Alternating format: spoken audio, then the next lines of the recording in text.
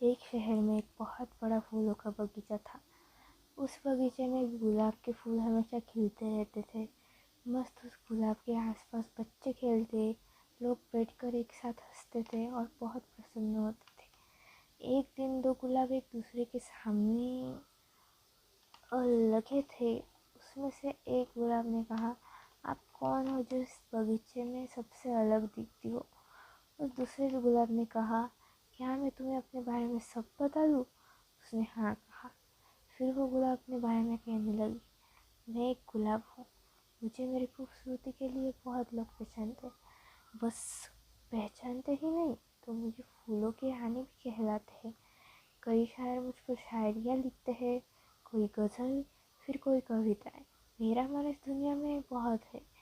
कई लोग मुझे प्यार की निशानी कहकर मुझे अपने पास संभाल कर रखते हैं, पर मैं बहुत लोगों के लिए बर्बादी की भी निशानी हूँ।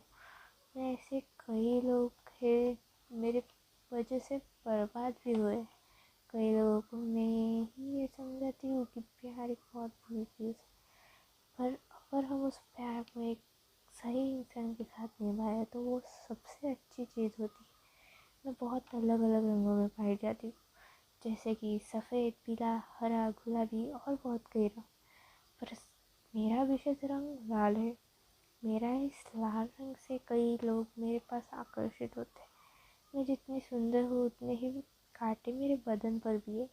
कोई भी आकर्षित होकर मेरे पास सब आ तो जाता है, पर मुझे हाथ लगाने के लिए या मुझे पाने के लिए लोगों को कष्ट करना पड़ता है।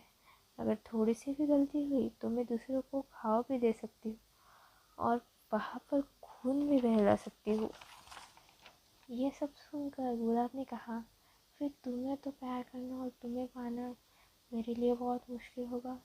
दूसरे फूल ने कहा, हाँ है, पर अगर आप जैसा कोई गुलाब मिले तो मुझे प्यार करना आसान भी हो सकता है। उस गुलाब ने कहा, आप भी हमसे कम नहीं हैं। हम तो बस एक बगीचे के मुरझाए हुए फूल हैं, पर आप तो एक फूलों की रानी। यही गुलाब है आपके खुशबू से महके पूरा बगीचा, जिसको ना पसंद उसको भी पसंद आए आपका ये खूबसूरत सा चेहरा। उसके बातों से वो बहुत खुश हुई और बोली, ये फूल मुरझाया नहीं है, ये फूल बस खिलने का है। जब ये फूल खिलेगा ना तो वो बहुत सबसे अलग और सबसे अच्छा खिलेगा। उस गुलाब ने कहा, खुलने वो वाला है अपने कुछ अलग तरीके से, उसको बयां ना कर पाए कोई। वो एक ऐसा फूल है कि उसके पास तो फूलों की रानी उसकी वाली होगी। क्या आप मुझे खिलते हुए देखना चाहोगी? ये सुनते ही वो बहुत खुश हुई और उसने हाँ कह दिया। दिन गुजरे, उसके खिलने का वक्त आ ही रहा था कि वहाँ पर एक शख्स आया। वो उसकी तरफ घूरता रहा। दूसरे गुलाब को लगा कि ये इसे तोड़ कर ले जाने वाला है। तभी उस शख्स के बाजू वाले इंसान ने कहा, क्या हुआ, तुम उस गुलाब को घूरते क्यों जा रहे हो? पसंद ही आया हो तो तुम उसको तोड़ लो। फिर उस शख्स ने कहा, उस गुलाब को चाहो तो मैं कब का तोड़ ले जाऊँ, उस गुलाब को चाहो तो मैं कब का तोड़ ले जाऊँ, पर मुझे उसे हर वक्त खिलता हुआ देखना है, वरना शख्स में ऐसा हो कि उसको तो मैं अपने घर भी ले जाऊँ।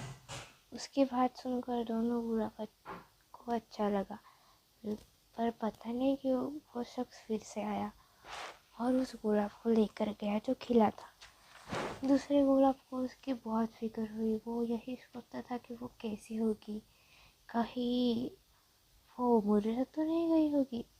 वो दिन रात उसका इंतज़ार करता था और जैसे जैसे उसके खिलने का वक्त हुआ वैसे ही उसे दुख हुआ कि वो अब उसे खिलते हुए देख नहीं पाएगी।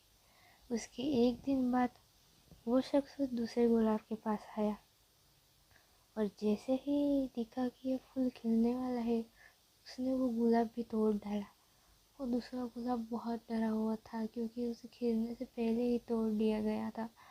पर जब उसे घर ले जाया गया उसे उस घर में वो दिखी। उसने देखा कि वो एक सुंदर से गमले में थी और खूबसूरती से और खिल रही थी। उसे उसको ऐसे देखते हुए बहुत अच्छा लगा। उस आदमी ने दूसरे गुलाब को भी उसे गमले में लगा दिया। वो दोनों फिर एक दूसरे के पास आ गए थे, एक दूसरे को देखते ही हंस रहे थे और फिर वो गुलाब खिला और दूसरों और दूसरे गुलाब ने उसे खिलते हुए देखा और उसके घर में दोनों एक फूलों की रानी और एक फूलों का राजा की तरह दिख रहे थे. चांगलं वाटलं असेल तर सांग देऊ आणि जो पण राहता 203